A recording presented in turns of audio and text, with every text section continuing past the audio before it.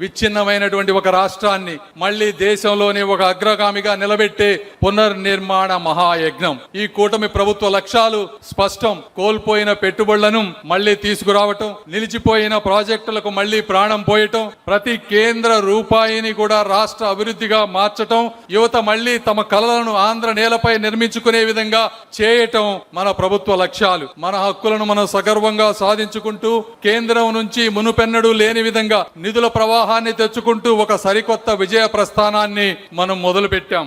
ఈ మహాసంకల్ప యాత్రలో మొదటి అడుగు 5 అక్షరాల్లో నిండిపోయిన 5 కోట్ల ఆంధ్రుల కళ అమరావతి. మనం వచ్చిన వెంటనే 15,000 కోట్ల రూపాయలు కేంద్ర బడ్జెట్ లో పెట్టారు. అందులో 13,500 కోట్లు బ్యాంకుల ద్వారా గ్రాంట్, 1,500 కోట్ల రూపాయలు కేంద్ర ప్రభుత్వ నిధి నుంచి మనకి ప్రామిస్ చేస్తే ఇప్పటికే 7,100 కోట్ల రూపాయలు రిలీజ్ అయినాయి. రేపటి తరం గర్భపడే విధంగా ఒక అద్భుత ప్రపంచ స్థాయి నగరంగా ఈ అమరావతి రూపాంతరం చెందబోతా ఉంది. మళ్లీ చరిత్రలో ఎవరు కదిలించలేని విధంగా, పెట్టుబడిదారుల విశ్వాసాన్ని దెబ్బతీయకుండా, రైతుల త్యాగాలకు శాశ్వత భరోసాగా నిలిచే విధంగా దేశంలో దాదాపు అన్ని రాజకీయ పార్టీలను ఒకే ఒక్క పార్టీ తప్పించి వాటన్నిటి మద్దతుతో సాధించుకున్న అమూల్యమైన చట్టమే అమరావతికి చట్టబద్ధత.